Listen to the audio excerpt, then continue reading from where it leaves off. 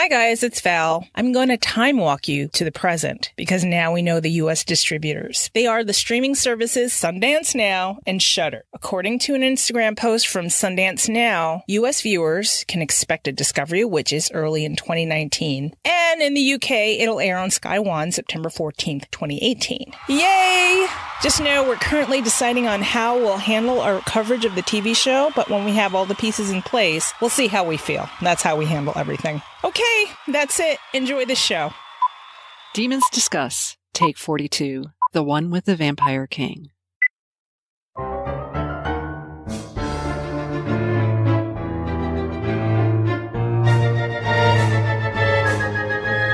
Welcome to Demons Discuss, the unofficial podcast about the All Souls universe and the topics that orbit it. We are your hosts, Angela, Jean, and Valerie. I am Valerie, and with me is Angela and Jean. Hi, guys. Hi, listeners. Hi, everybody. What are we talking about today, Angela? We are talking about Shadow of Night, Chapter 18, and meeting a special vampire king. Ooh, wonder who that could be. So ominous. Creepy McCreeperson. Jean. Oh, he does have that kind of debut. I'm glad that you say that because I would love, and we'll get to it, but I'd love to do our first impressions and then where we are now. And I'm sure we're everywhere in between. Yes, definitely first impressions, because my first impressions was different than you guys. But now that I'm reading it back again, I'm like, oh, I could see how they thought that. You know? Right. Oh, this guy is kind of creepy. You're right. Anyway, we'll get to that soon enough. Shit happens. I know. First, I'd like to say this podcast is sponsored by our wonderful patrons. Our patrons are the ones that keep you from listening to us talk about mattresses, food delivery kits, underwear, Amazon affiliations, or whatever else advertisers would love us to talk to you about. Instead, we Ensight. Ensight. We probably would have gotten an Ensight sponsorship for the one with the D. Oh my God. Pair it up with some Tudor underwear. Oh, yeah. Product placement is key. Yes. You're welcome, Tudor underwear. We're back out of the ditch. Yeah. But instead, we get to tell you about our patrons. Why is that great? Because our patrons are listeners like you, and they help us keep our microphones on here at Demons Discuss. Angela, why should our listeners become patrons? Why? Well, they get the after show, but there's a potential for swag and much more. Much more. Contests, too. Oh, my God. That is awesome. Stuff to win. Yay. Grabby hands. I know you guys are really curious on where to sign up.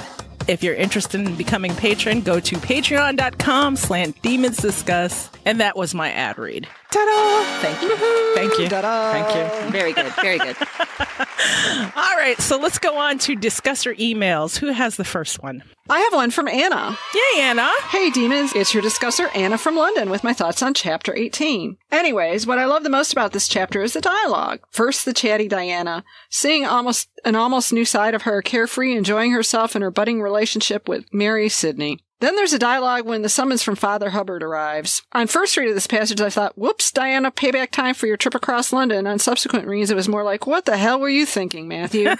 My favorite laugh out loud line is Diana quietly wanting to throttle Matthew.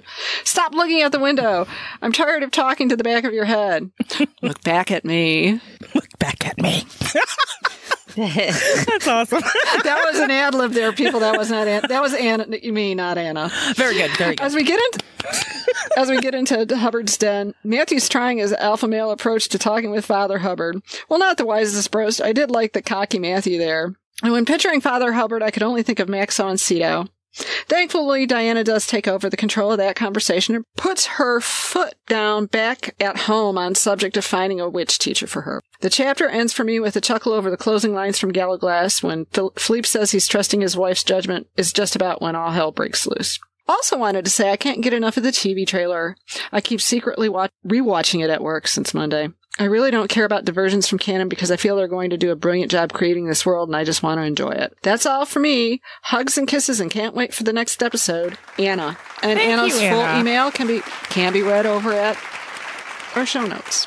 Yes, we will put a link on the show notes so you can read her whole email. Angela, who do you have? I have one from Lisa. She is also commenting on chapter 18, and I'm going to dive right into the meat of it. She says, the reader isn't aware that Andrew knows he is related to the de Clairmonts, yet that is in Andrew's knowledge bank. This read, I kept that in mind, and suddenly the chapter seemed different. It seemed much more of a measure-taking. I couldn't help but wonder what kind of relationship Andrew and Philippe had. Andrew's contempt for Matthew almost seemed more understandable. Not to say he was right, but in context more reasonable. Imagine being turned by Benjamin, abandoned, and then your grandfather showing up and acting lord of the manor. So I guess I understand why Andrew moved his puzzle pieces the way he did. Love all the demons. Really sad I won't be in Philly. Maybe next year. Much love, demon kisses, and goddess blessings. Lisa. Oh, Lisa, thank you. Oh, Lisa. Yay. Yay. I have one from New England Angela. Hi, Angela. And good morning, demons. Most of the All Souls family is working their way through their 10th watch of the TV show trailer. I will go back shortly for my 11th. However, I wanted to ask a quick question in regards to Andrew Hubbard. We know that during the London Plague, 1349, Benjamin turns him into a vampire. Do we know why Benjamin never revealed his maker to Matthew in 1590? Or why Benjamin chose Hubbard? Was it that Hubbard didn't know the link yet between Matthew and Benjamin until Philippe interfered? I keep going back to the Book of Life for some answers, but it seems I'm missing something that would tell me how Hubbard would have found out that Benjamin was Matthew's son. Hubbard only knew Benjamin wanted to wage a war against the de Clairmonts, but never said why. Thoughts? I think, if I recall correctly, part of the reason Benjamin turned Hubbard is because he knew that Hubbard already had an animosity towards Philippe.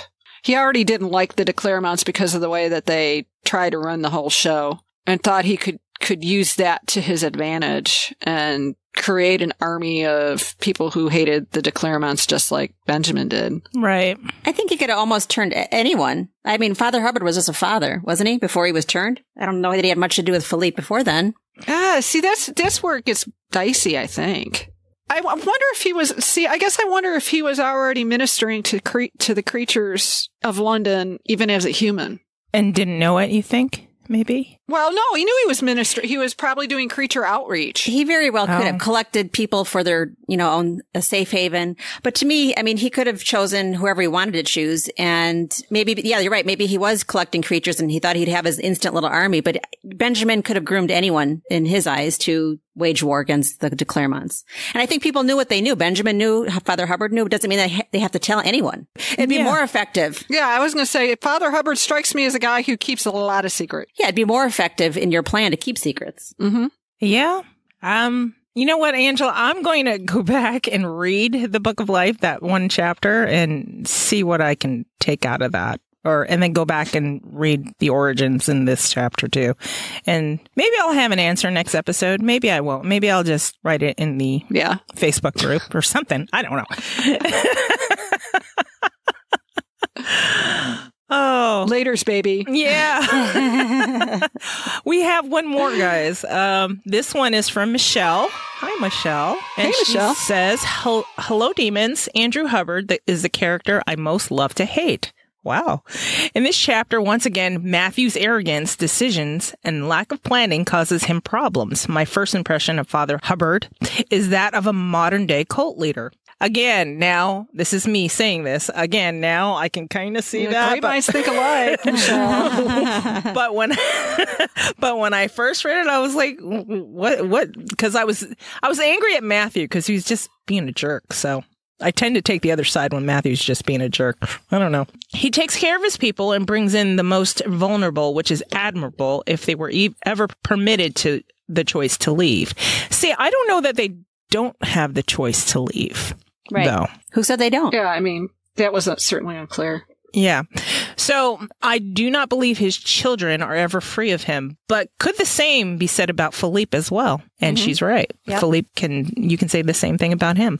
I would love to hear your thoughts on how Father Hubbard and Philippe are similar. Can't wait for your next episode, Michelle. Thank you, Michelle. Thanks, Michelle. Thank you. Yeah, I think they're very similar in the way where they run their flock. It's just I think I've discussed this with Angela and Jean. Hubbard, when he has his little ceremony taking in his children, we observe Fernando pledging his loyalty to the Bishop Clairmont Scion in the Book of Life. Book of Life. Yeah. So he spilled his own blood. Mind you, no one drank it like Andrew did. But it's just a different ritual. I mean, go through Christianity and you go to each sect of Christianity and they're all Christians. However, they perform different rituals. They're all variations on an oath of fealty. Yeah.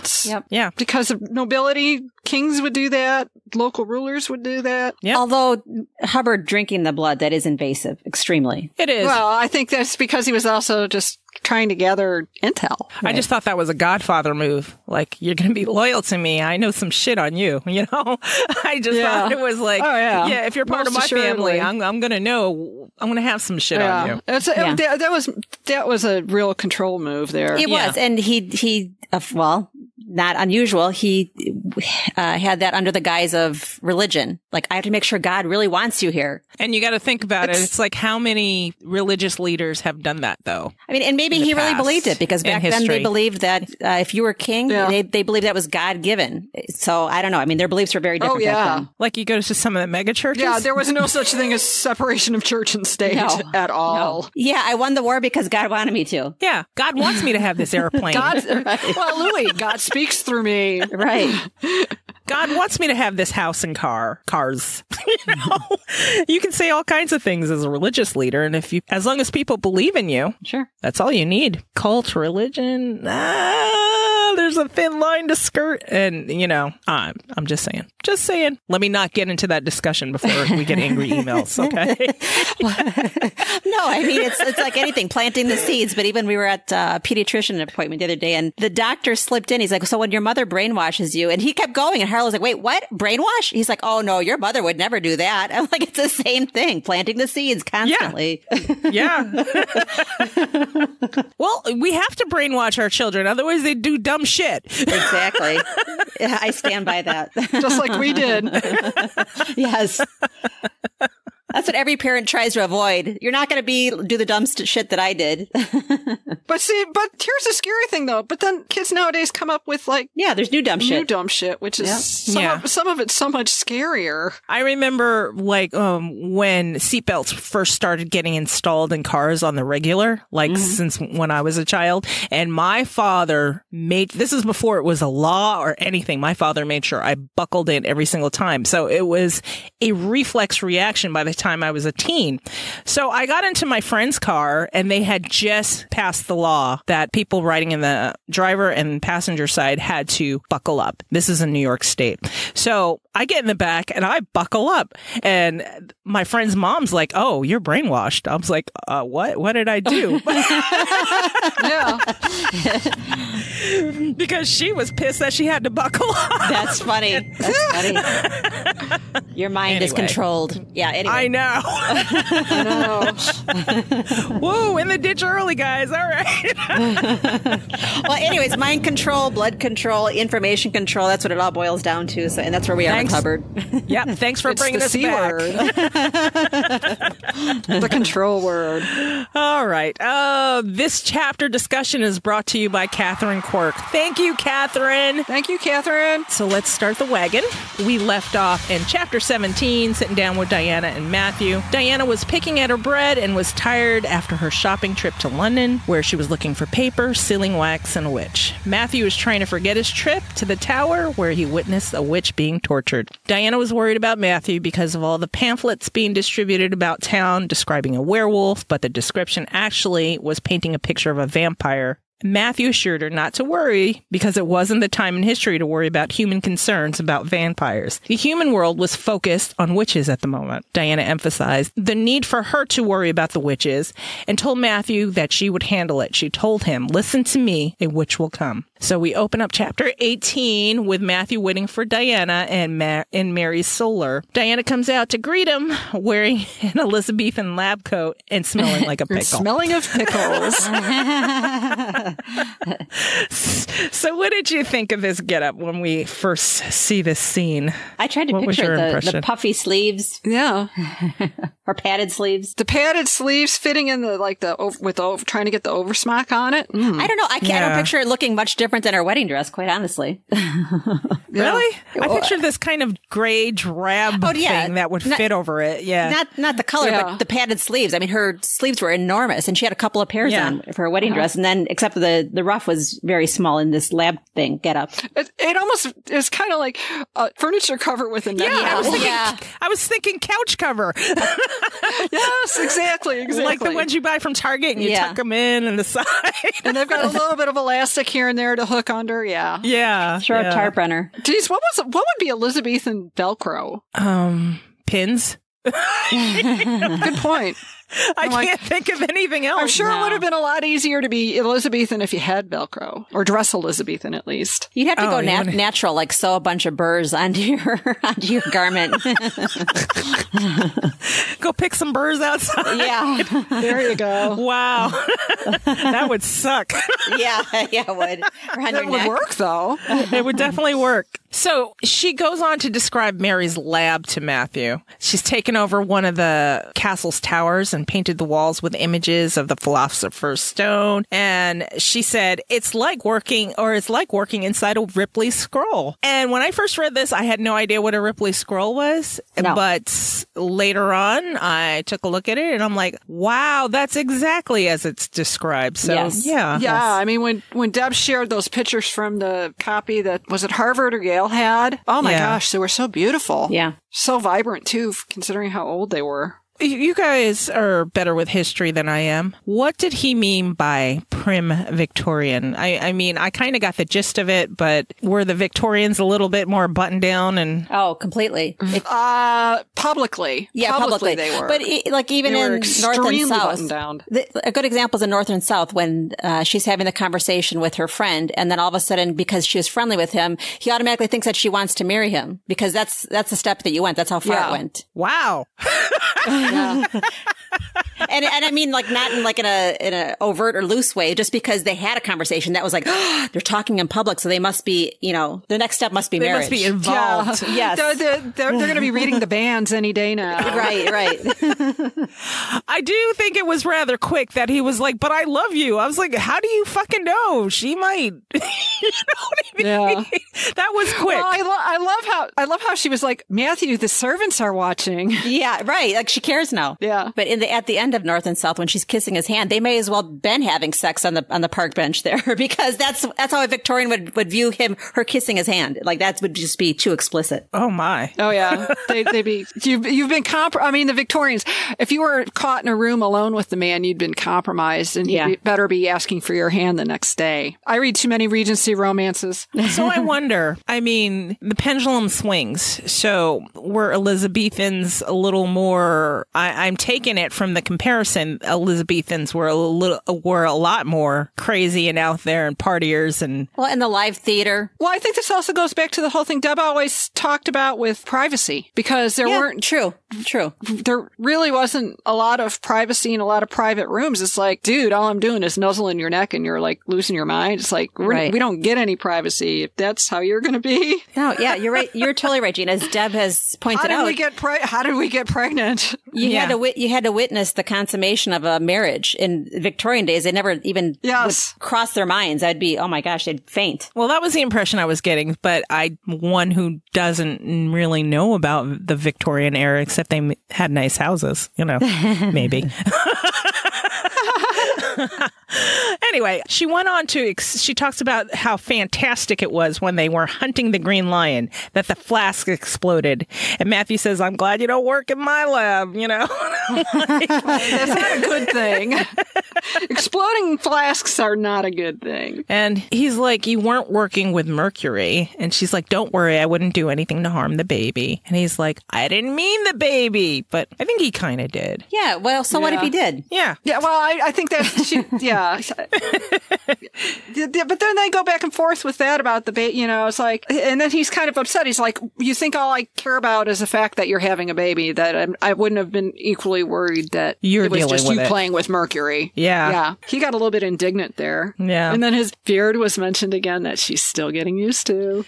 Oh my God, don't go there. Don't go there. Dub did. She said, which I was still getting used to. Okay. I'm going to ignore that. I'm going to keep going. I'm keeping going. Ugh. Okay. So she promises him Beardy that. Goodness. It's too early for this, Gene, man. Okay. You got to take it when you can get it. Oh my God. She promises him that next week they're going to cook up a fresh batch of prima materia, and she won't touch it because it's got mercury in it. So that is good. He says it sounds like a festive start to the new year. Wait, before you go on, all these images and everything, I didn't know what they were talking about. All these alchemical steps. Yeah. And even, quite honestly, looking at it today, I don't exactly know. I'm going to have to go back and listen to our alchemy episode to see how we sorted that out. It doesn't look like dial soap. I know that. No. It does not. We were very basic in that episode because we flat out admitted we don't know shit, but this is what we know. Right. This is what we found out for you. Yeah. Yes. Matthew's staring out the window, and he said, this scene, their talk gives us a sense of the time and the scenery, the bonfire for the New Year's, the recipe for manchette, Elizabethan, and like French toast. And I see, before you move to the next page, he gives that little comparison to Penelope, and I just wanted to say she's another weaver. Trojan War shout out. Yeah, and she's a weaver. Yes. She's a weaver in mythology, so. And has something to do with Artemis, so that is shout out to weavers and Artemis. And there is also a version of the myth where she becomes a sorceress in her own right. Oh. At the end of her life. Well. So there is that. Yeah. Reading Circe came in handy.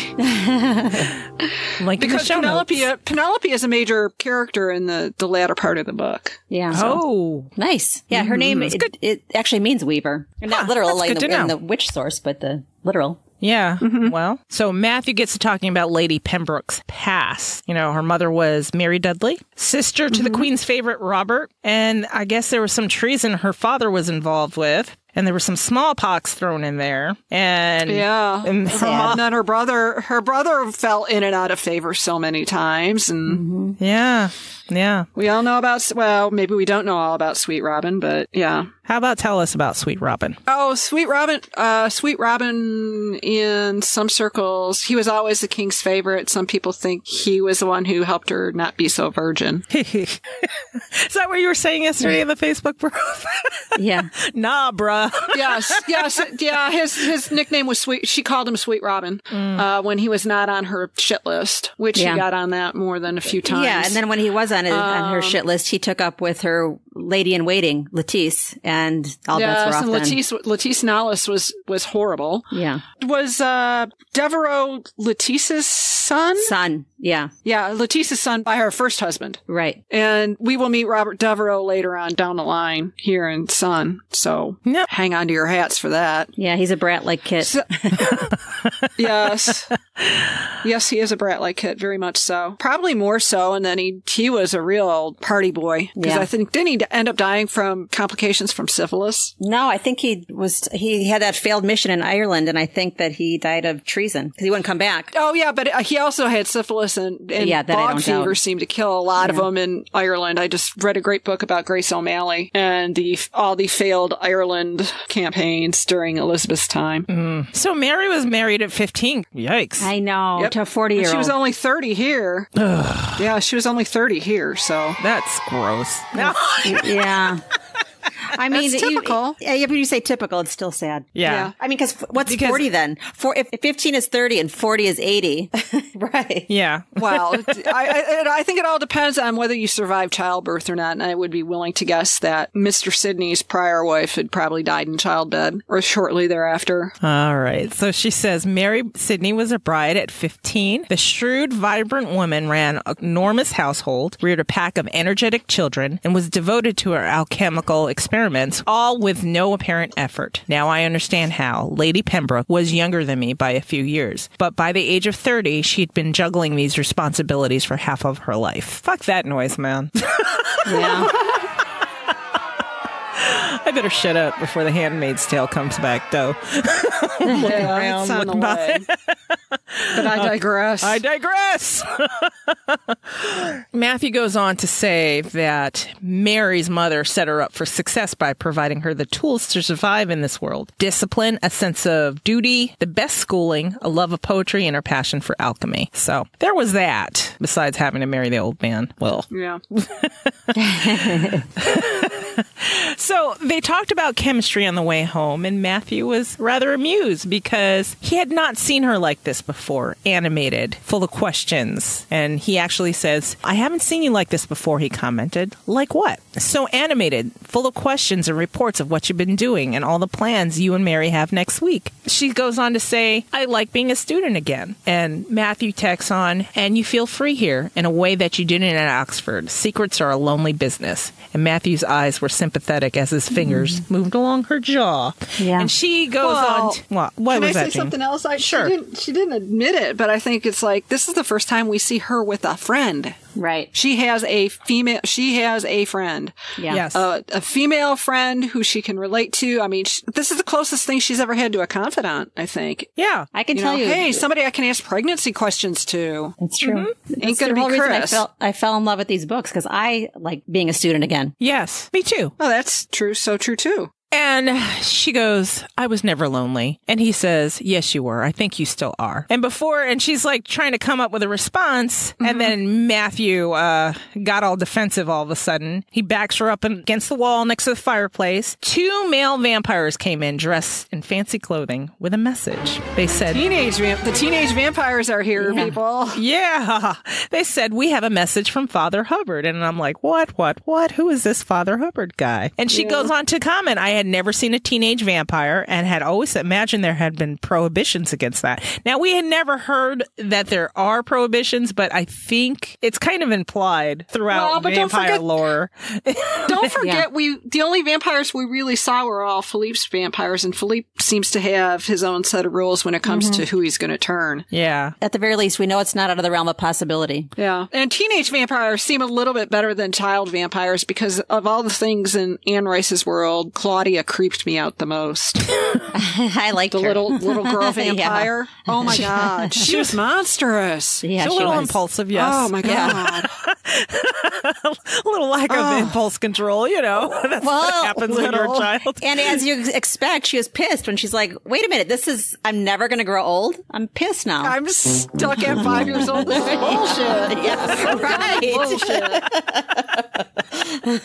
Oh my God. So they deliver their message. They go, Father Hubbard wants to see you, the smaller vampire said, looking with contempt at the weapon in Matthew's hand. Come when the clocks toll 7. And then Matthew's like, tell him I'll see him when I want to see him. On first read, I was like, oh, here's that arrogant Matthew when I first met. Here we go again. Here we go. Here's that guy. Anyway, the boy told him he doesn't want to just see you. And Matthew assumes it's Kit. That's when the boy vampire says, Marlowe has been with Father Hubbard all day. I'm like, fuck, Kit. Here we go. Here we go, Kit. Oh, boy. Yep. Hold on to your horses. Father Hubbard wanted the witch. At this point, on first read, I assumed that it was Kit causing problems yet again. Yeah. Matthew, he's like, oh, I see. And then he threw a dagger at him. Matthew, his testy temper. Don't kill the messenger. I know. Oh, yeah. But he's a vampire. He won't die from a knife stick. Right. He'll be fine. He'll be fine. Pierre's like, it doesn't hurt for long. It's just a flesh wound. Yeah.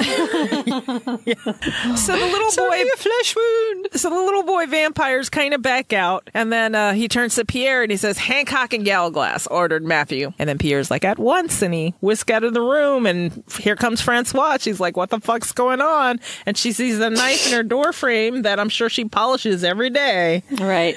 And Matthew's like, I don't need this shit. I know. Matthew's like, we had visitors. And so Diana, finally, she's confused. She's like, what is this about, Matthew? Matthew's like, we're going to meet an old friend. That's ridiculous. I was upset when you said that. Yeah. I know.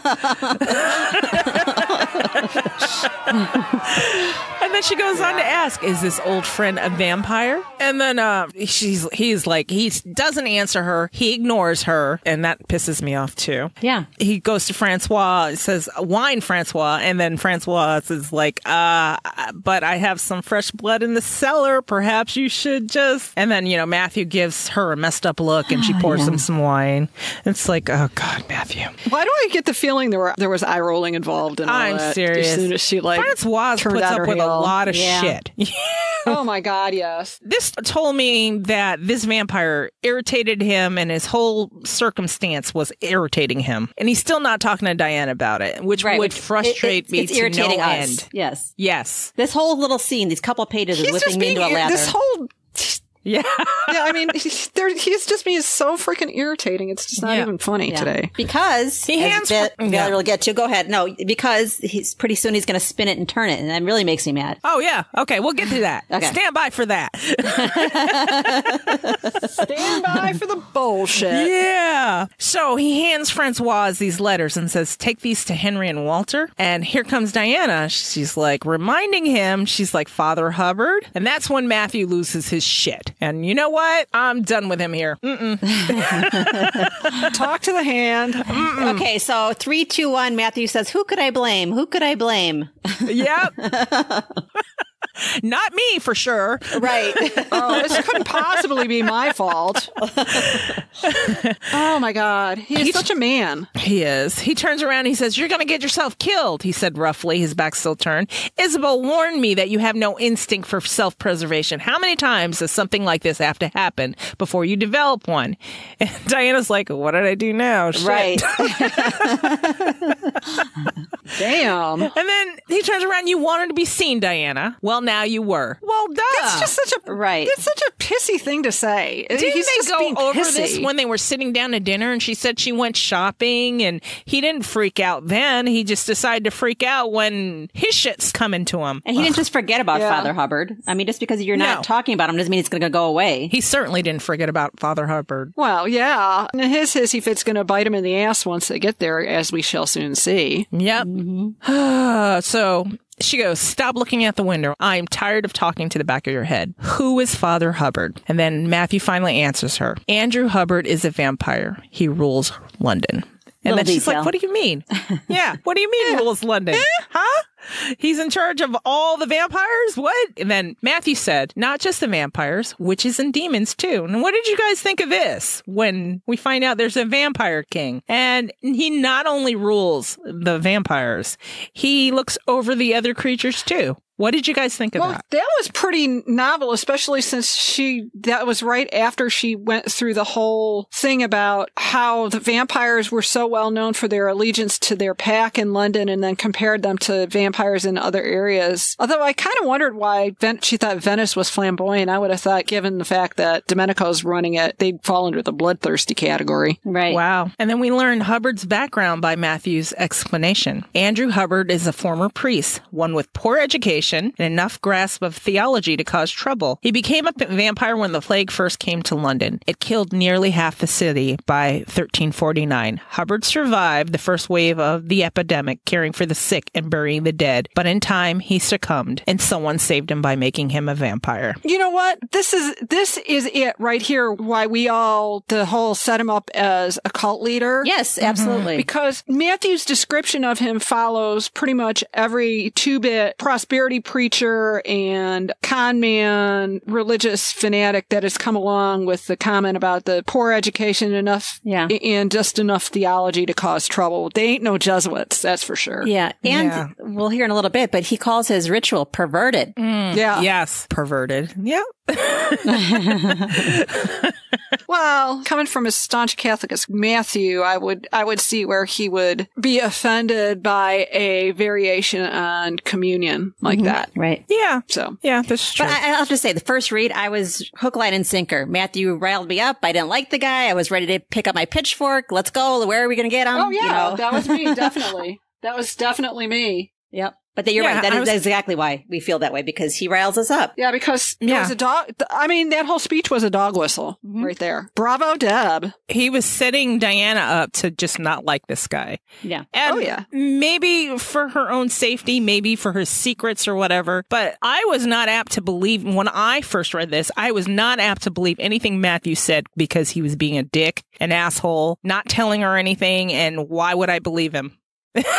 That's good. Yeah, Dad, you were probably see. I fell right into the trap. Yeah, I did too. But I also loved Matthew, so I didn't have the foresight until later. Yes. This is true. I had the luck of hating Matthew when I first read him. So this is true. This is true. You took everything he said with a grain of salt. Yeah, I was like, well, why should I believe you, Matthew? Because you are not entirely truthful. So, and the fact that he kind of called him not entirely sane, that was just bonus. Yeah. And how dare you, Matthew, with your blood rage, call someone else not entirely sane? Right. Thank you. I mean, no, really. it's true. And that's not even a spoiler at this point. No, it's not. No. Well, and then on the other hand, it's like, wait a minute. He's got blood rage and he's saying this guy ain't sane? What are we dealing with here? Yeah. Oh, wait. His grandson, who actually is only a carrier. Right. Oh, my God. So. Oh, Lord. He laments on how he's never figured out who made him. And on first read, I was like, why is this important? Yes, right. You know, I kind of made a note of that. What are we supposed to know? What am I supposed to get out of this? Yeah. Yes, exactly. Where's he going with this? But he carried on. He said, Hubbard gathers up lost souls. Matthew continued. There were too many to count in those days. He took them in, orphans, widows, men who had lost entire families in a single week. Those who fell ill, he made into vampires, rebaptizing them and ensuring they had homes, food, and jobs. Hubbard considers him his children. Now, another reason I was influenced the way I was, because the way I saw this was a family of choice. Now, you guys know my background. I was in the military for a very long time. You'd go overseas and you'd feel abandoned as especially when I go to places like Turkey. No, I don't speak the language. I don't, you're kind of isolated. So you find a family of choice. These are the people you have dinner with. These are the people you traverse the city with. These are the people that have your back, So I was like, oh, this is nice. He's kind of gathering up all these lost people and making a family of choice. That's where I kind of tilted that way for Hubbard. Well, I was like, no, fuck you, Matthew. Hubbard's probably up to more good than you are. So, Good point. I mean, this is the passage that kind of got me. I ignored the other passage. Now, I'm looking at this other passage where I can see why people thought he was creepy. That's the setup. That's where they get you. And I don't know. Yeah, I didn't think it was altruistic at all. I thought it was, I was waiting for the other shoe to drop. I'm like, I better not find out another chapter that, what he's using these people for. I hope not, and I don't know. So I went dark. Yeah. I didn't like it. Yeah. Yeah. I went dark on Matthew. So there you go. I'm not liking this.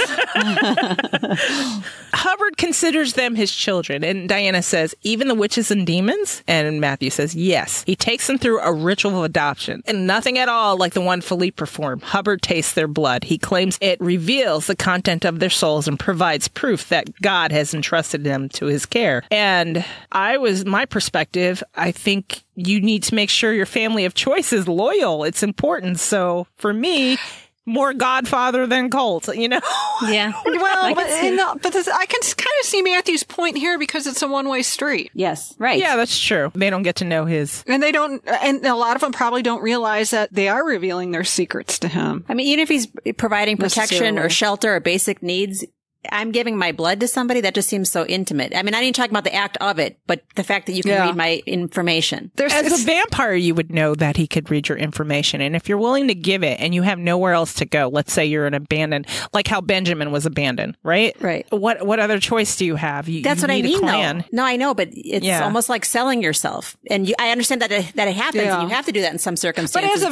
But as a vampire, you're making a conscious decision to do that. I'm saying if witches and demons don't necessarily have that piece of information that vampires can do that. It's more of a violation than a quid pro quo. Yeah. Even if it was by choice, I still feel like he was exploiting the vulnerable. Yeah. Yes. I can see that. I can see that. It's understandable. Taking Diana's blood wouldn't mean revealing the baby and who his father was. So I could see why Matthew was a little bit, Yeah, but he didn't have to go about it that way. I don't think he had to paint Hubbard, but Matthew's not neutral. He's not, there's no way, there's nothing in his DNA that says, let me explain this person to you neutrally and you decide. No, he gives his opinions all over the place. Philippe and Hubbard reached an agreement that exempted the de Clairmonts from his family rituals and obligations. I probably should have told him you were my wife before we entered the city. And I'm like, you think?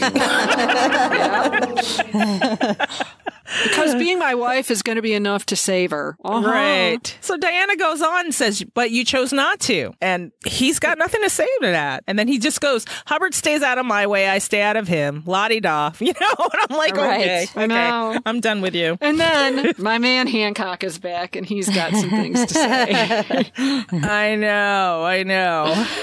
Oh, I'm loving me some Hancock here. He's the truth teller. Gallowglass and Hancock show up. Hancock just keeps it real. Yeah.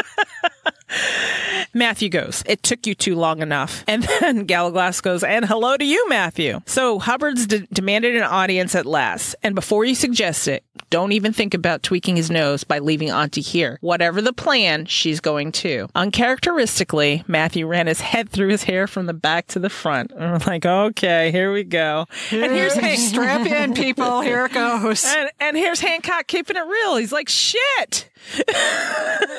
Your only plan was to avoid Hubbard. You don't have another. We've never been certain if you were a brave man or a fool, de Clairmont, but I think this might decide the question, and not in your favor. Meanwhile, I guess that's the Elizabethan way of saying you're a dumbass. You dummy. And Matthew's like, I plan to take Diana to Hubbard on Monday. Yeah, right. Yeah, I was going to go on Monday. I was like, what the hell was that? I'll do it tomorrow. Monday. I'm not doing it.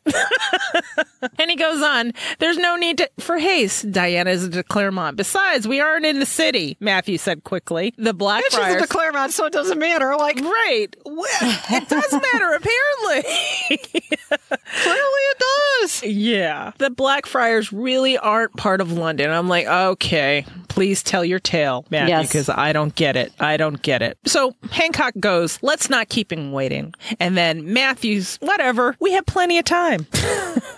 And then Gallowglass goes, you never understood the tides, Matthew. And again, with the tides, he was late to that freaking witch's torture. The guy got killed because of it. Wow. Details escape him. Very, very often. Details just escape Matthew. Which is odd being a scientist. I mean, I love Matthew so much, but he makes me so mad. He makes me so crazy. Oh my God, you want to throttle him like every other chapter. That's for sure. I mean, that's his charm, to be honest. But Deb really did a good job with him. She did. She really did, yeah. To get me all riled up like this. No, and other books that I've read, I'm like, the downfall of theirs is I don't feel anything. I don't even care about the characters. Here, you care, you feel, you have emotion, you're invested. That's whether good, bad, or ugly. You want to throw things. Yes. Yeah. Yeah. He's the kind of character that makes you want to throw your Kindle. Yeah, but you can't. But you can't because then we'll find out what happens next. Which is problematic. That is a problem, yes. See, and right now he's staring at us going, blink, blink. Are you done? Let's move on. Yes. Okay, Matthew, we'll move on. Okay. So they're getting ready to go. And this is my favorite part when the four of them stood together. It was an intimidating sight. One that provided a plausible inspiration for every human account of darkly cloaked vampires ever written. So they were all dressed in the de Clairmont cloaks down to their feet. I'm picturing four dark figures like, this is going to be great. Embellished with just a little bit of silver. And yes. Perfect. Bunch of wonderful. So perfect. Yes. Gallowglass gets his boat by the usual way, persuasion, growling at Yeah, persuasion's pretty generous way to describe it. Growling, Here's a part where he speeds off in the boat after he growls at the boatman, and he gets the boat because we all knew he was gonna. And he's going really fast because he wants to get them there. And then Matthew said, there's no need to draw attention to ourselves, Gallowglass, Matthew said sharply. Gallowglass comes back and says this, do you want to row and I'll keep your wife warm? When Matthew didn't reply, Gallowglass shook his head. Thought not. Now, my note here is, was he starting to crush already, guys? What do you think? I don't know. That was pretty snarky. I do think he was crushing her already, but I don't think that comment was a crush. I don't think that was a crush comment. Yeah, that was a snark comment, but I think, he was already in love with her, but. Yeah. I did think of it, though. This read, I did think like, oh, yeah, that's right. He is crushing on her. Yeah, that's true. Wouldn't be a hardship. And so on the way over there, Diana's thinking, perhaps this would be simple. Like, we can meet Andrew Hubbard, show him my wedding ring, and return home. Yay! No. No, Diana. That's not going to happen. No. So they traverse the streets, the tunnels to get to Hubbard's place. Kind of dragging her along behind him as they're moving at vampire speed. Right. She's stumbling along and they're just gliding through Yeah. She's all pregnant. I'm picturing her all pregnant in the dark, just cold, and they're just like walking around like nothing. I mean, first of all, they're not in a rush. So why don't they just go as fast as the weakest link? Yeah. You would think. Because they're men. They don't think. This is true. They get there and there's caskets everywhere. So automatically you think, oh, creep-tastic. This is terrible. Yeah. What kind of Count Chocula shit is going on here? Count Chocula. I mean, that's what I think. I think like cartoon vampire. I didn't even go Dracula. I was thinking, oh, God. Count Chocula. I know. That was a fantastic cereal. It was. They bring it back once a year. That and Booberry. I like Frankenberry. Frankenberry. Yep. They walk into this ritual, and one of the creatures, there's a whole bunch of creatures there. It's a party. Wait, before we move on, this sets the stage too, whether it had anything to do with Father Hubbard or not, just the human decay and the skulls. I'm like, that didn't add to his image in my mind. Yeah, you got to cut through the ossuary, and you're in the catacombs, and it smells like stale wine and skullduggery, for lack of a better term. To me, I'm thinking cartoon, though. I'm like, what the hell kind of shit? There's nothing good going on down.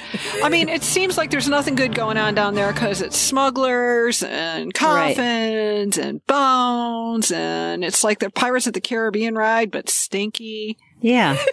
Yeah. Well, as soon as they said human decay, I'm like, see, what is he doing with those people? It's like, gross. Ooh. I'm still mad at Matthew. I wasn't caring. I will spite everyone else because I do not like Matthew. I am very angry at you, Matthew. So we're witnessing this ritual. The creature says, my blood is yours, Father Hubbard. The man was frightened. I give it willingly so that you might know my heart and number me among your family. There was silence, a cry of pain, then the air filled with a taut sense of expectation. Hubbard says, I accept your gift, James, and promise to protect you as my child. Now, to me, I saw that as frightening because this guy you were supposed to. Yeah, this guy didn't know what he was getting into. This is the impression I got. But where was his life that he had to come here? Do you know? Well, we don't know if he was a demon or what, though. Yeah, that's true. And so Hubbard goes on. In exchange, you will honor me as your father. Greet your brothers and sisters. And amid the hubbub of welcome, Diana noticed a sensation of ice. There's vampires there. There's demons there. And throughout this, while Diana's noticing everybody else, Hubbard goes, you're late. And the rumble of sound cut through the chatter and set my hair on my neck prickling. And traveling with a full retinue, I see. Matthew, being flippant, says, that's impossible since we had no appointment. Oh, jeez. Yeah, well. So much for not tweaking his nose. She goes on to describe him, how his eyes were the only colorful thing about him. He was very pale. His hair was very pale. Very skinny, but she could still tell he was waxy strong. Skin. Yeah.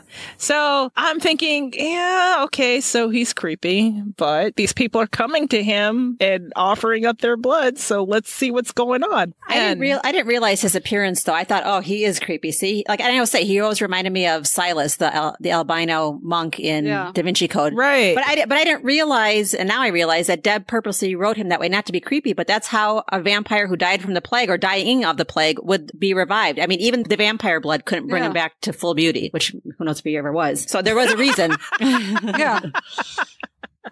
Okay, so this part kind of got me a little bit freaked out. On first read, Hubbard whooshes and grabs Diana's chin, tilts it to observe her net. I thought he was going to take a bite out of her right there. Yeah, but what's creepy enough is that she honed right in on the fact she had a scar right on her neck. Oh, yeah. Yeah. And that made me think about vampire senses, how acute they are, because Philippe did the same thing. He noticed the scar right away. Matthew catches his hand. So I'm like, okay, good. They're good. You stop that shit. And then they go into this dialogue. We have a problem, Master Royden, said Hubbard. Matthew says... The dick swinging commences. Oh, yes? We have several, Father Hubbard. The first is that you have your hands on something that belongs to me. If you don't remove them, I'll tear this den to pieces before sunrise. What happens afterward will make every creature in the city, demon, human, were, and witch, think the end of days is upon us. And I don't not believe him here. Yeah, I believe him. We see the creatures start emerging from the shadows. So John Chandler, the witch that from the apothecary, is there. Kit's there, of course, too. Kit's there. Yeah. With another demon, chilling, holding hands, doing whatever. Yeah, and then he's like trying to brush off his boy toy. Yeah. Because Matthew's here. Oh, God. I don't want Matthew to think that I'm not available. Yeah. Right. Why don't you go over there? I don't want him to think we're together. So Matthew's like, hello, Kit. He said, his voice dead. I thought you would have run off and hidden by now. Hubbard says this, thou shalt not hate thy brother in thy heart, he murmured, releasing me. Hubbard's eyes swept the room. Leave us. So Matthew is thinking, okay, me and Hubbard are going to have this talk. So he tells Diana, go with Gallowglass. I'll see you shortly. And then Hubbard's like, she stays. Hancock departs with a note of wisdom. He says, your father says a wise man can see more from the bottom of a well than a fool can from the mountaintop. Let's hope he's right, Hancock muttered, because this is one hell of a hole you put us in tonight. And he left. So Hancock, yay him. May I remind you, Monsieur de Clairmont, that you are here under my sufferance. Hubbard sat in the chamber's grand solitary chair. Even though you represent the congregation, I permit your presence in London because your father demands it. But if you have flouted our customs and allowed your wife to enter the city without introducing her to me and my flock, and then there's a matter of your knights. I guess Hubbard didn't like the knights at all. And then he doesn't like a lot of things. Matthew goes on. He says, most of the knights who accompanied me have lived in the city longer than you have, Andrew. When you insisted they join your flock or leave the city boundaries, they resettled outside the walls. You and my father agreed that the de Clairmonts would not bring more of the Brotherhood into the city, and I haven't. So apparently the Brotherhood, existing Brotherhood in the city, and they're allowed to be here, but they were grandfathered in. Here goes Hubbard, and you think my children care about these subtleties. I saw the rings they wore and the device on their cloak. I was led to believe you were halfway to Scotland. Why are you still here? And then, here we go. Perhaps you don't pay your informants enough. Kit's very short on funds these days. God. I don't buy love and loyalty, nor do I resort to intimidation and torment to have my way. Christopher willingly does what I ask, like all godly children do when they love their father. How true do you think that was? Do you think Kit really loved Hubbard? No. God, no. Okay. I don't think he had loyalty to Hubbard, really. No. And Matthew says as much. He's got too many masters to be faithful to any one of them. Whoever could provide. I mean, he's a guy trying to get by too. So between his patrons and his friends that he's mooching off of and someone who will provide him protection when he goes to London, I think he was jack of all trades. Imagine living that life, though. Oh, exhausting. Having so many masters. Even someone who chronically lies. I don't know how they have the energy to do it. Really. Can't keep up with it, man. No. Life's too short. So Hubbard brings up, also, your wife is a time spinner. I don't approve of time spinners, for they tempt men and women with ideas that do not belong here. Again, he's not wrong. Yes. He's not wrong here. And then Diana thought she'd say something. It was cute. Ideas like choice and freedom of thought? I interjected. What are you afraid? Next, Hubbard interrupted. And he acted like he didn't even hear her. And finally, she's breeding. Will the child's father come looking for her? And Hubbard had not ferreted out our biggest secret. That's what she's thinking.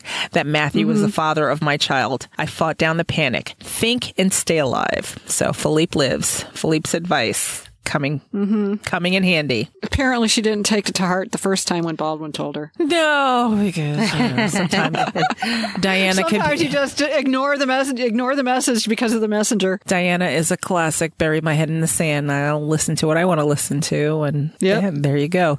Two very difficult characters getting together. It's just what these books are.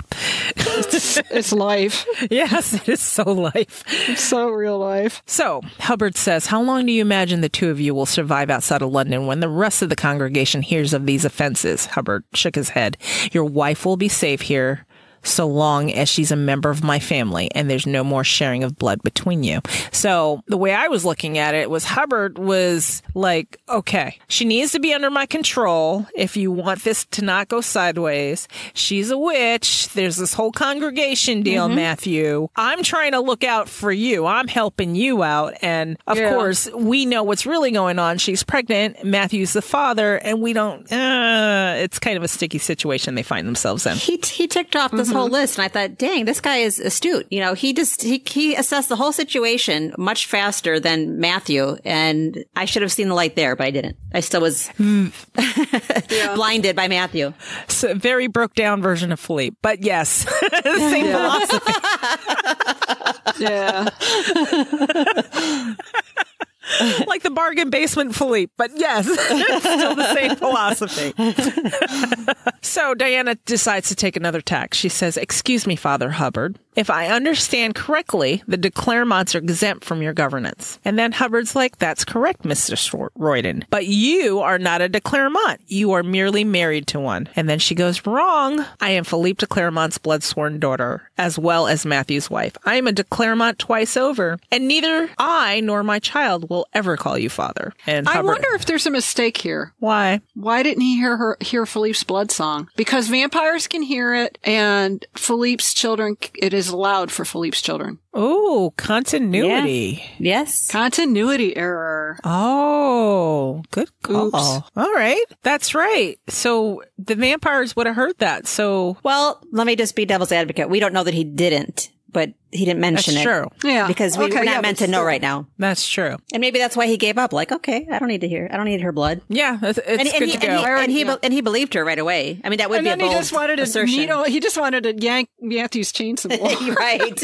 Right. So maybe he didn't hear it. Yeah. So, or maybe he did hear it, but he's not going to let But he looked stunned. Yeah. At least to Diana's. Well, to family, it's supposed to be loud. To other vampires, it's there, but I think you have to listen to it. And that's how they explain it in Book of Life. Every vampire can hear it, but to family, it's like loud, really loud. Mm-hmm.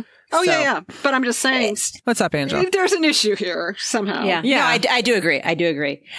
She said, I'm his blood sworn daughter. You can verify the info. And he's like, no, I believe you. We're good. Yeah.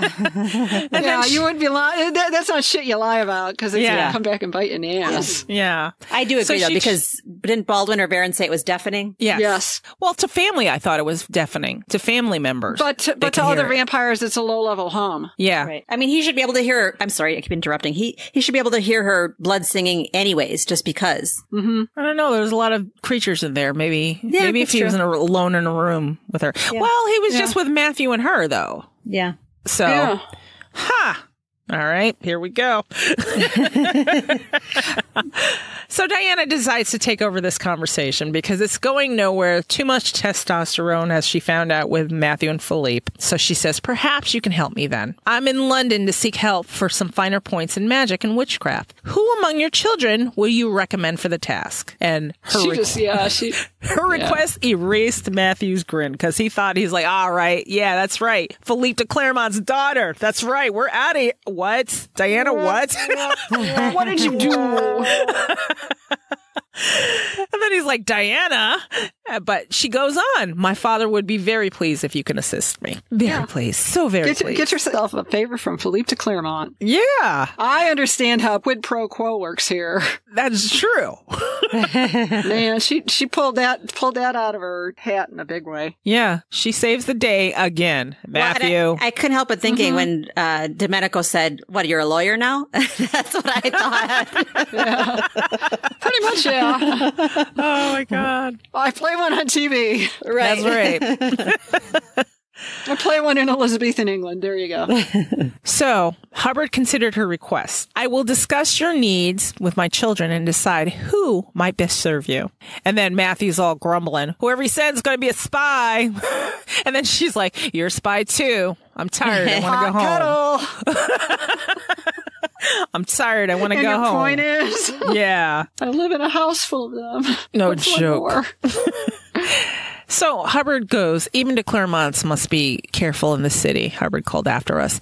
See that you remember it, Mistress Royden. Matthew and Gallowglass scoop her out of there, and then they get back home, and then Walter's and he gets pissy again. Yeah. Walter's like, thank God we came as soon as we heard that you were in need. George is sick of bed. Neither Kit nor Tom could be found, and we know why Kit can't be found. Yeah, we know where Kit was. Yeah. Matthew goes, I'm sorry to have called you. My alarm was premature. And then Walter's like, if it concerns the order. And then Matthew's like, nope, it doesn't. And then here comes Diana. It concerns me. And before you come up with some other disastrous scheme, understand this. The witches are my concern. Matthew's being watched and not just by Hubbard. And then Gallowglass is like, he's used to it. And then pay the goppers no mind, Auntie.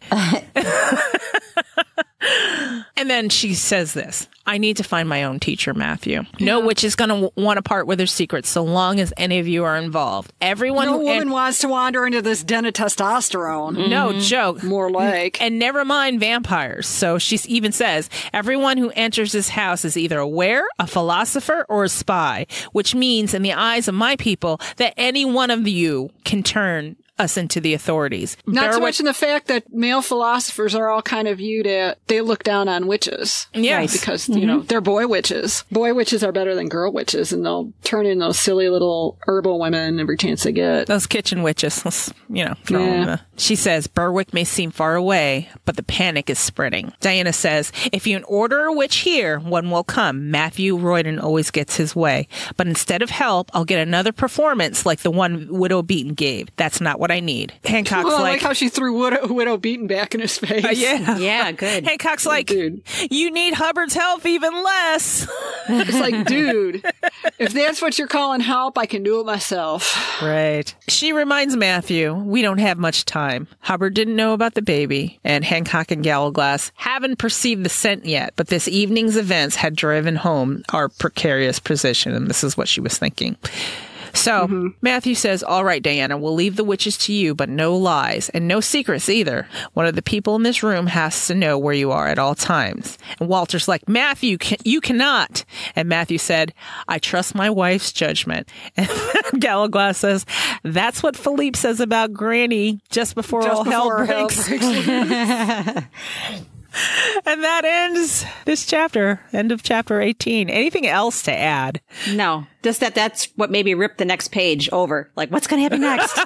What's next? What's next? Yeah. You nothing to say about the War of the Roses, Angela? Oh yeah, of course. I thought one of us would bring it up. I guess when we proceeded, when Gallowglass was talking about not arguing the geography of London and stationing the knights in the Tower of London, and right there was a egg about the War of the Roses, and that the knights supported the Lancasters in Battle of Bosworth, which was a deciding battle that brought Henry Tudor VII to power. Of course, the knights were involved in that, is what is suggesting. Yeah. And people have, when we brought that up in the past, tweeted it or whatever, someone said to Deb, is that true that they really supported the Lancasters? And she said, well, the knights didn't have a choice, but Philippe did, and whatever Philippe said went. So that was Philippe's choice. There you go. There we go. And now, going once, going twice.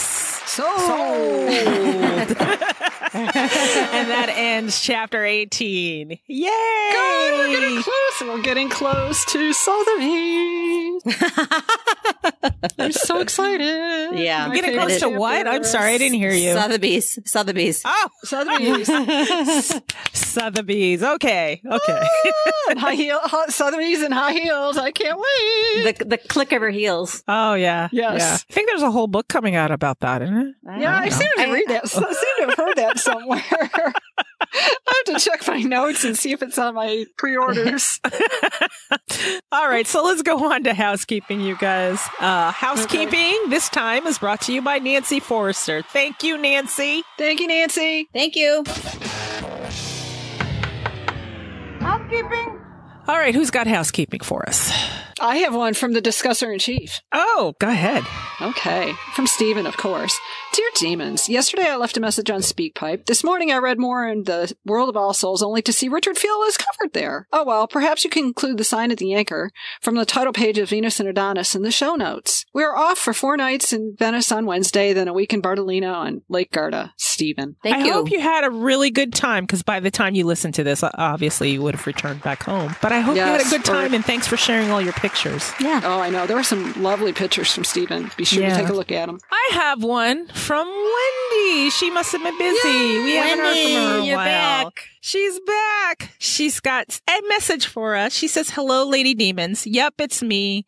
I've been an utter fail at sending emails to respond to your emails and podcasts, but rest assured, I am listening, laughing, and talking out loud in my car. I need to get a recorder so I can remember my thoughts for the email later. Here are some recent thoughts on the podcast episodes and the Patreon extras. Number 1, the special edition podcast. You each asked each other if there was something that you did after reading All Souls trilogy that you wouldn't have done before. I think it was a combination of getting older and reading the trilogy. Getting into my 40s was freeing for me, and I seemed to find more self-confidence and cared less what other people thought. And if I had not found the trilogy, I would have never traveled by myself to New Orleans for a vacation to a place where I didn't know anyone, or at least had not met anyone in person. Before the trip, I had never taken a vacation by myself without knowing someone already.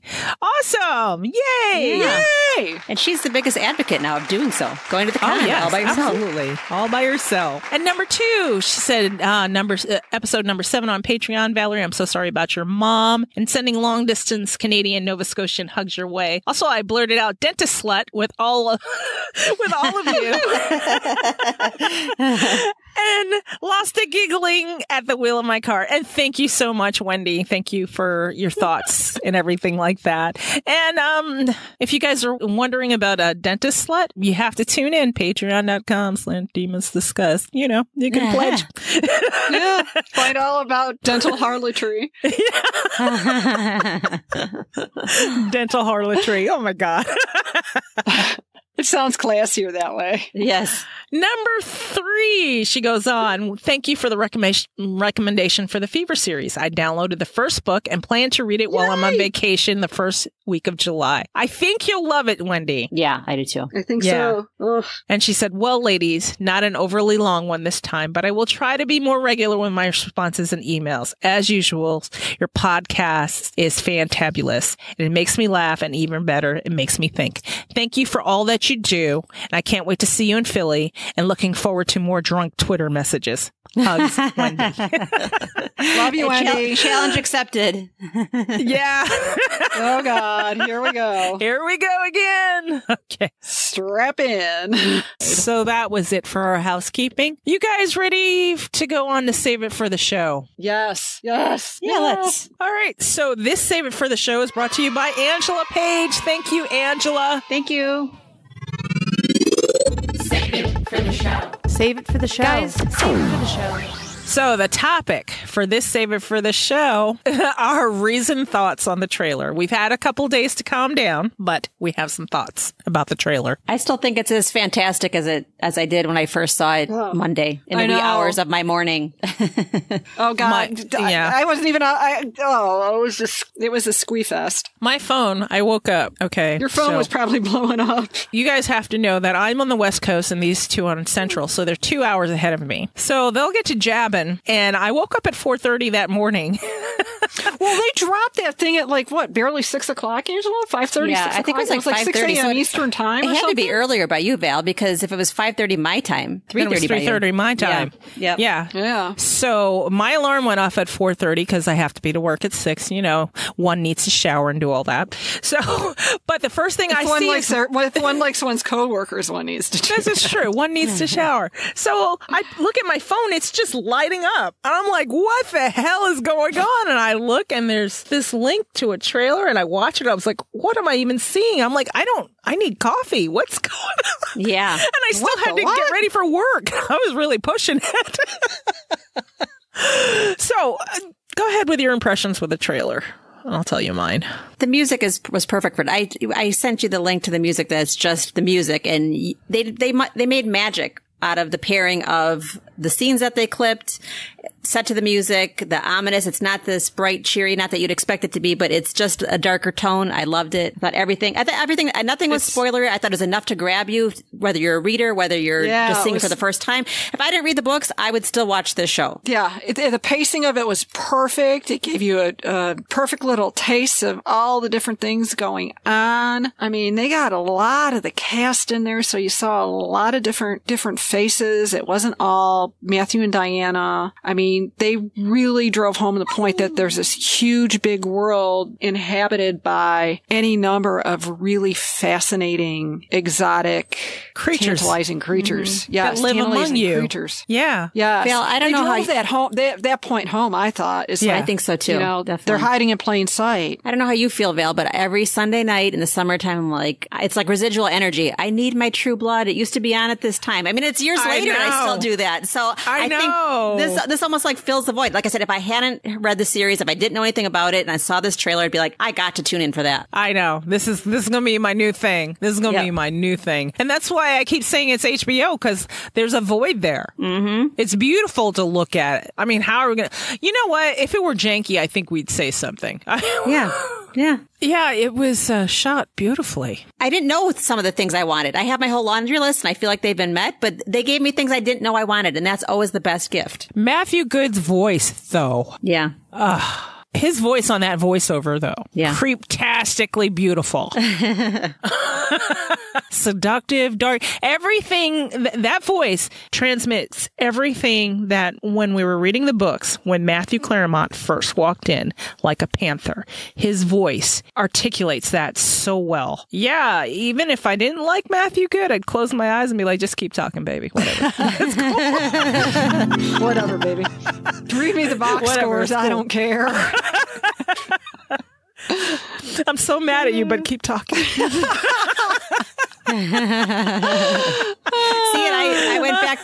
I went back to my roots where I saw Matthew Good and I thought, okay, that's Matthew. That's the Matthew that I fell in love with. Not that I can't say I pictured this Matthew. This is the Matthew we have, and I'm happy because his intensity, and I'm like, now I can link him with the book Matthew and go, this is the guy I fell in love with when I see him in the Bodleian or see him doing the things that we're all dying to see. Yeah. I'm happy.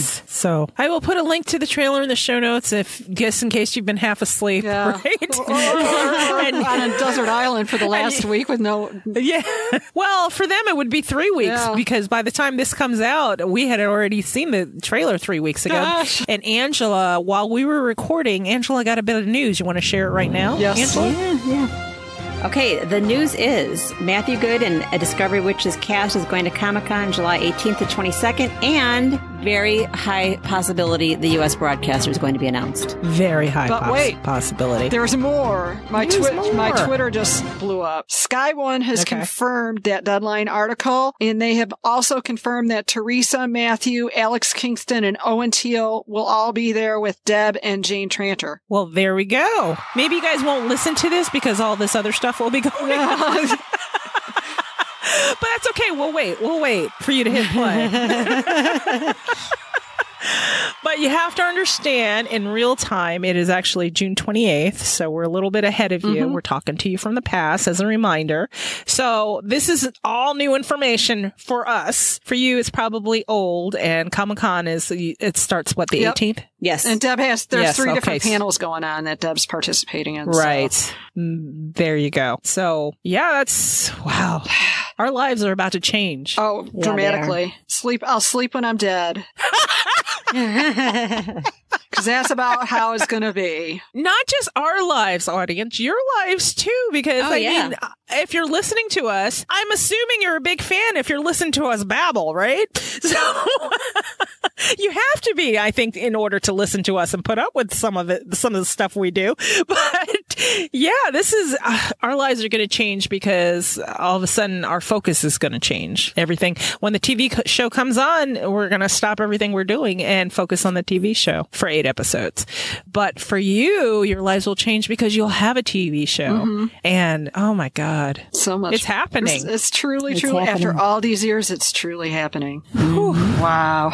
Anything else before we go on, you guys? I'm kind of speechless at this point. I know. Yeah. The love is genuine. Let me just say that. Yes. Yes. All right. So let's go to break. And after that, we'll do last thoughts and things we can't let go of.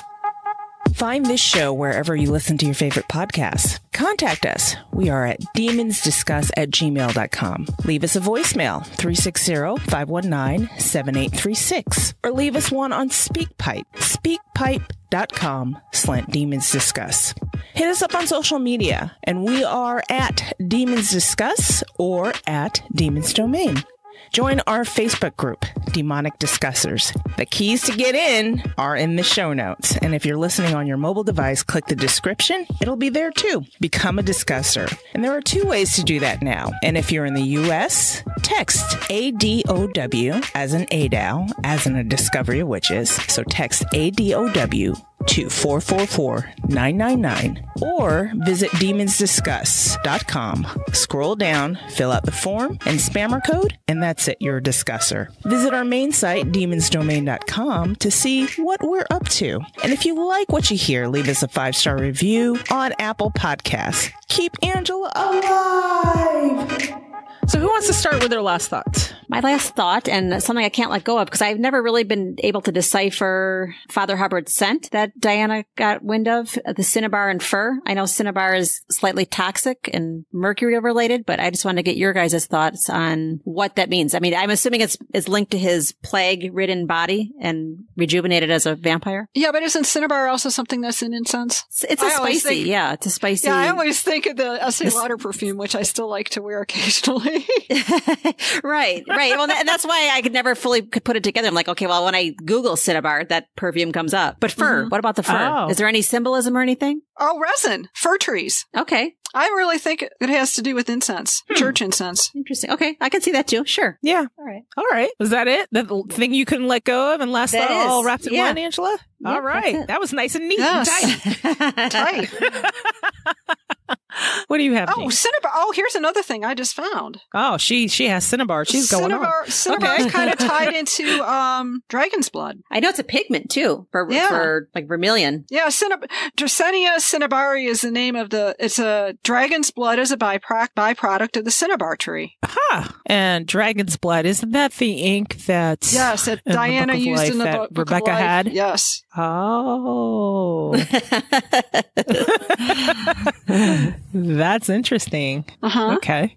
So, Jean, do you have any last thoughts? Or are you still pondering the cinnabar? My last thought actually has to do with the fact that September's going to be, split between Times Convert and the tour, and if the TV show's on too, oh my God, we might get to watch an episode together. Did I share with you that Teresa Palmer said it's possibly September 21st is the air date in the UK? No, that's new too. Yeah, I think I saw it on Twitter when I was political on Twitter for a second, and then I ducked out of there. That almost starts when the real time read. That almost starts with when that starts. Oh God! Wow, but it makes sense. Overload though. I know. It makes sense why they moved. Well, it makes sense why they moved Times Convert though, the publication to the 18th. Yeah, right, from the 25th to the 18th. Yeah, that would have been a conflict. I think. Good Lord. A little bit. Ugh. I guess we're not doing a real time read this year. Yeah, I think this is a good year to skip it. Yeah. Well, audience, if you want to do a real-time read with us, I'll put up a link to all of our chapters and you can go through all the chapters again and listen to us talk about Discovery of Witchers 5 chapters at a time. I can't believe we even did that now. I know. Well, I do see it happening maybe 2-3 years down the future. Hey, let's go again. Yeah, no, I totally do. Yeah. Knowing what we know, because I mean, just in this last year, I listened to some, earlier this week, I listened to the one with the fortress. Can you believe that was a year ago? Wow. I know. A year ago. So I listened to it in the car and I'm like, wow, we've even improved since then. I thought we were good then. How so? We sound better. We're definitely, our give a fuck just kind of went down, way down as we're more comfortable right now when we talk to our audience, where you can tell we were trying to still keep things structured. Because I always think, Valerie will fix it. We were still trying to keep things structured, and I don't know, somewhere around episode 25 or 26, we just like, yeah, fuck it. It'll just turn out how it turns out. We got comfortable. Yeah, that was our evolution. We got comfortable. Yeah. And I was like, wow, that was quick. There's more details in that chapter. So I definitely see us like a few years down the road saying, hey, let's start the trilogy again. Let's go, guys. Oh, gosh. I mean, just this thing right now with Father Hubbard and his scent. Yeah. It's going to be interesting, too, because, when you read the book and then you listen to the audio, you're like, oh, I didn't pick that up because now she said this way. We might pick up even more things with the show. Oh, gosh, yes. Can't wait. It's just a lot to process. Can't wait. I can't wait to make Al watch it. You're gonna make him watch it? I'm gonna watch it for my own self-enjoyment, and then I'm gonna make him watch the rewatch. I'll invite Robert to watch it. He can watch it because he watched True Blood with me like the last 3 seasons. He's like, what's going on there? Like once he knew all the characters and who Vampire Bill was and who Vampire Eric was and the whole Lilith deal, and he was like all into it. He's like, isn't True Blood on? Let's go. I made him watch The Alienist, and he ended up really liking it. Oh, so, yeah. Good. We have different hope. approaches. I'm not telling Brad. He'll just see it on the DVR. He'll see the whole season DVR, the episodes collected. And he honestly, both of us honestly can't remember which shows we record. And he's like, is that mine or is that yours? So he'll probably think, oh, well, I'll try I'll just watch this. Yeah. Discovery of Bitches. Yeah, I'll watch it. I'll watch it. Well, he's got to recognize the name from the book. Oh, yeah, he will. He's like, oh, my God. He'll probably be like, oh, my God, it's that vampire porn. What the hell is that vampire porn doing on my TV? The kids recognize everything. Everything. Yeah. I mean, because I have a whole shelf dedicated to it in my great room. So Robert can't avoid it. He's like, oh, that's just foul stuff. Yeah, whatever. Okay. Jean, did you have any other thoughts or things you can let go of? No, that was it. The sensory overload. We're going to go from rags to riches as far as... I know. The long drought is over. Boy, that was a drought. I was going back to look at, I reminisce again. Yeah. I was going back to see what we were doing last summer, and it was just a whole lot of giveaways. Yeah. Yeah. Because there was nothing going on. It was like a drought. There was like... It's like, okay, we're having another giveaway. Okay. And now we've got such cooler stuff to give away. We've got some new surprises for you folks coming along the way because Valerie's feeling creative. I am. So let me get to my last thoughts. Okay, few things. First, this is addressing Camille. Camille, our witchy listener, if you're listening, we did some research on the Weaver Woman one at gmail.com. When I first emailed it, sometime last week, it came back, hey, nobody owns this. This does not exist. So I told the girls, I forgot about it, and I told Angela and Jean a couple days later. I was like, hey, by the way, this thing is open. No one owns it. And then we got a little scheme in our head. And we're like, why shouldn't we own it?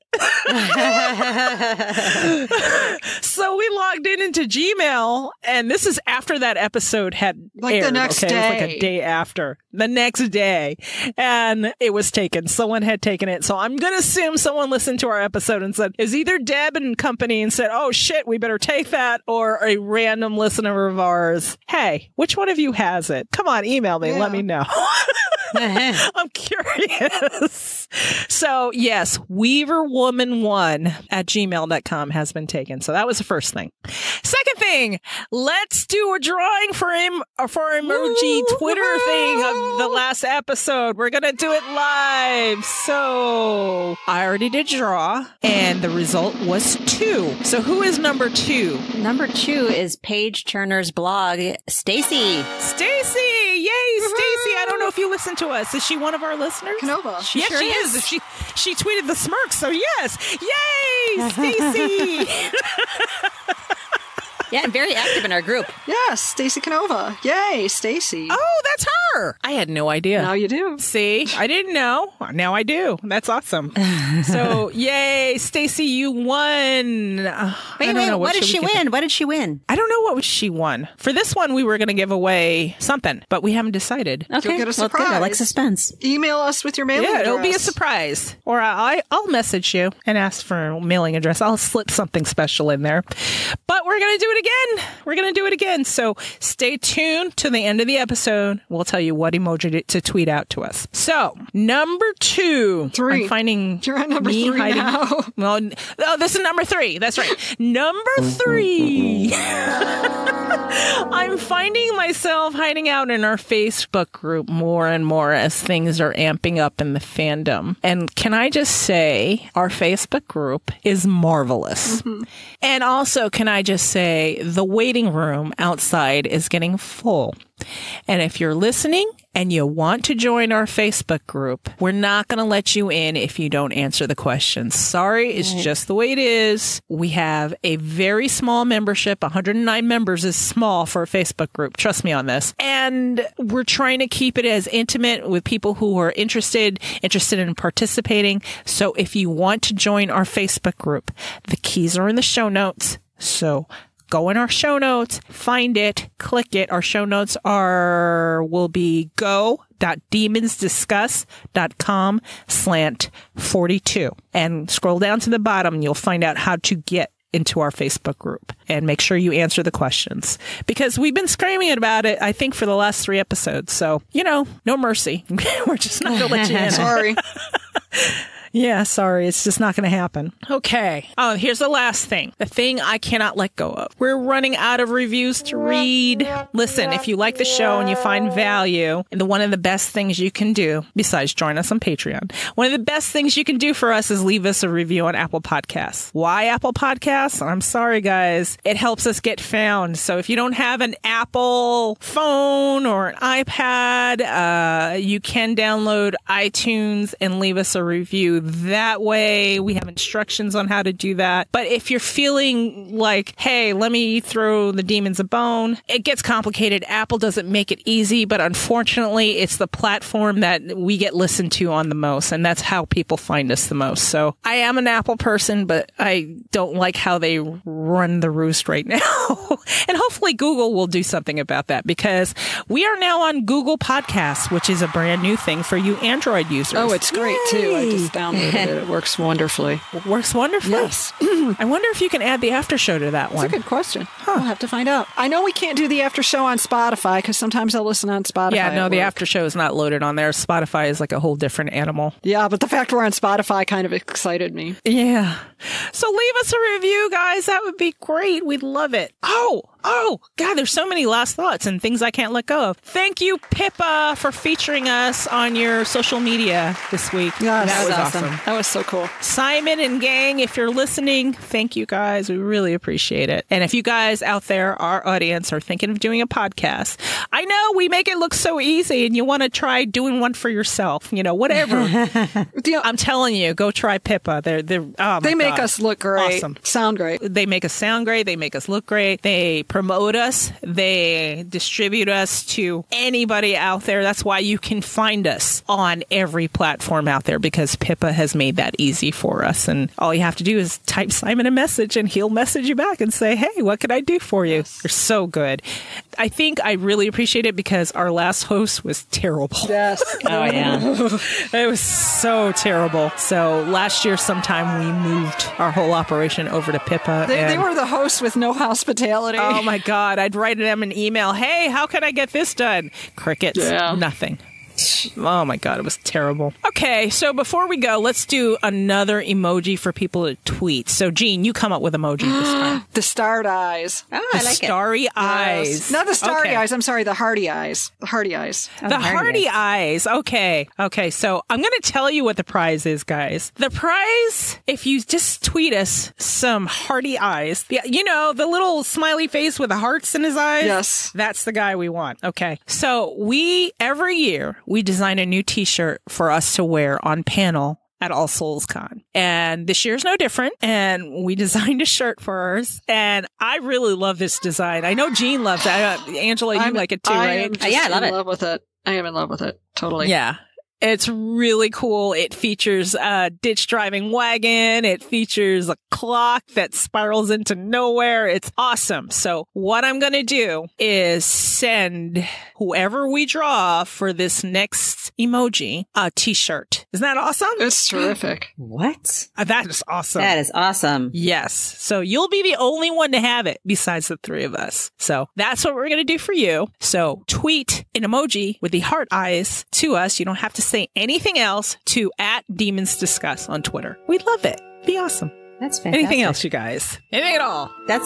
No. No. You wrapped it up with a bang. Love it. Yes. On that note, we're going to say goodbye, everybody. Goodbye, everyone. Ta-ta. Bye. Demon kiss. Mwah. We'll talk to you next time. Bye.